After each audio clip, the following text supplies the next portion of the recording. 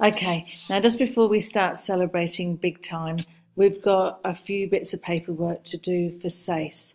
And the folios, they go down to SACE as sample pages.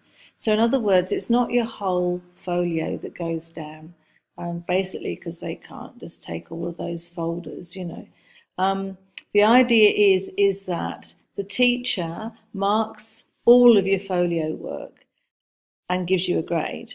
And then what we do is we send sample pages down to the SACE moderators who look at the sample pages and see whether they represent the grade that the teacher has actually given.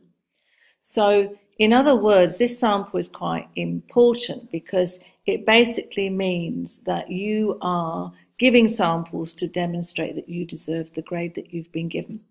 So I've produced this document here for you, and it's got general advice in it, as you can see here, and then it tells you what to include, and then it gives you optional information. And I'm not going to bore you silly by going through all of this because I think it's relatively straightforward. But what I do want to do is to show you some examples, and these will be on this step as well, so you can have a closer look and just point various things out to you. You've only got 10 pages, so most people make fairly narrow margins down the side. You can call it 10 sample pages or the folio sample, whatever you want.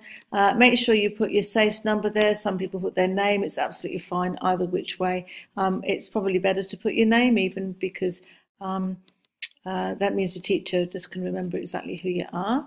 I'm sure they know anyway. So you put your proposal in, and here's the proposal going down, down, down, down, down, down, down, down, down. There we go. All right, and then you put your brainstorming in. It doesn't matter if you haven't got a fancy diagram or anything like that, but you've probably got something, or maybe you've got something in one of your journals, maybe that you could pop in there. This sample is from the Year 12s this year, and we've actually changed putting the research processes chart in because it's just too much. And so what you guys have got in your proposal, you've got very big paragraphs talking about the stuff that you talked about in your research processes chart. So you don't need to include that. Again, the journal entries have changed slightly. I've given you recommendations about entry 14 and entry 15, if they're good ones. The trick is not to repeat yourself too much as you go through. That person did a lot of journals. Here's the topic refinement. That definitely has to all be in there. Here's your source analysis here. Include 2, if not 3. It's up to you. Capabilities have to be in here. Everything that we're doing here is referring to the performance standards. Here's the cross-referencing. Maybe this is too many pages on the cross-referencing, possibly. And here's the bibliography here. And some of these things are kind of optional, really. Everybody's 10 pages will be slightly different.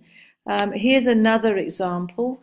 Again, you know, it's always good to start with the proposal because the proposal contains a lot of stuff that meet the performance standards. Here's another fancy diagram, but you might have a Lotus diagram, you might have a mind map, you might just have a journal, whatever.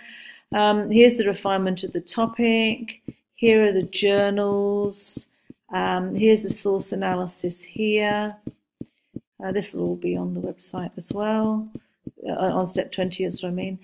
Here's the chart, which you won't be including because it is in your proposal.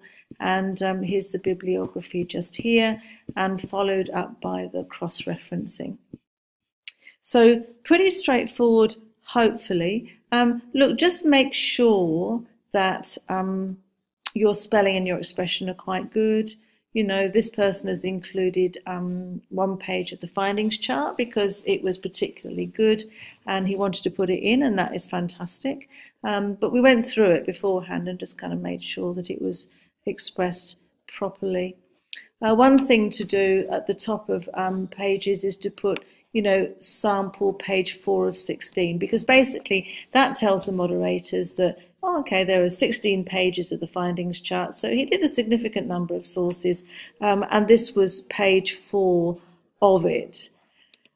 The main thing to do is to check with your teacher. Like, just make sure that you are representing the best of your work, basically, and fit it all upon 10 pages, which in fact is easier said than done sometimes. So this process will take you a little while, but still, you're so near the end, it doesn't matter, hey? Okay, all right.